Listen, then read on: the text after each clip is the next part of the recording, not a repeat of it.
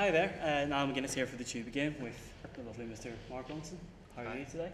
Great.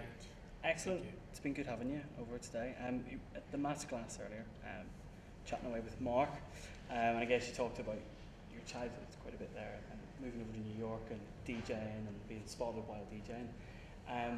Can you tell me a little bit about your experience with Nico? When I wanted to be a producer, I decided I wanted to be a producer. I didn't know anything about the more technical side of production, like miking drum kits and that thing. To me, producer meant you made beats, like on a drum machine, because that's the producers that I looked up to at that time. So the Nico... What would some of those producers have been at the time?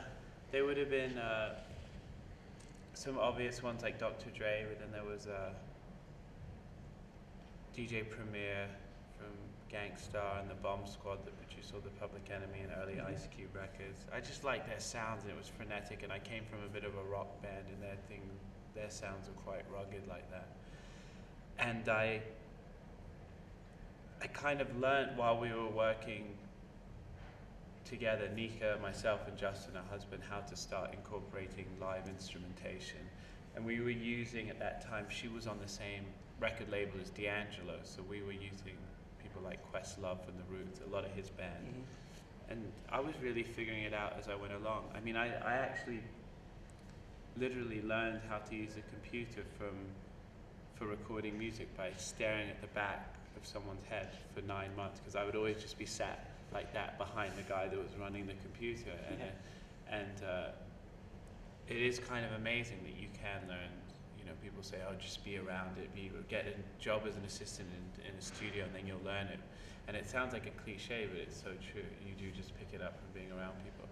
And I pick it up today all the time, like just even from the sessions that I've been doing with Paul McCartney on his album. I've learned so much from just watching him work that I've taken into another project that I've been doing in the meantime, you know. So the Nika experience was in some ways probably my biggest learning curve of any project I've been involved with, just as in terms of what I knew how much I knew at the beginning and how much I knew by the end. You know, it was still where I was then. It's still, you know, way below where I am now, and still where I am now is way below where I'd like to be in 10, 15 years. I mean, talking about the sort of what's happened recently and since then, but you obviously worked on the Coca-Cola song with the Olympics, and composition work and things like that. Do you see yourself moving toward that sort of work in the next 10, 15 years, or? I think those things are really interesting to get to work on, but you know, I'm 37. I still want to have more hit records. There's still a competitive side in me that I see if, like, you know, Diplo, this one or that one's got a song on the charts. I'm like, damn, I need to get my game back up. And I love doing, like, getting to write something for the Royal Ballet and the Coca-Cola things. They're great projects because they expand your horizons. They push you to do different things that are maybe a little bit outside your comfort zone. For the Coca-Cola song, I ended up going around the world recording athletes training and using the sounds to make a percussion track. That was brilliant. Squeaky shoes, heartbeats. I'm grateful for those opportunities, but at the end of the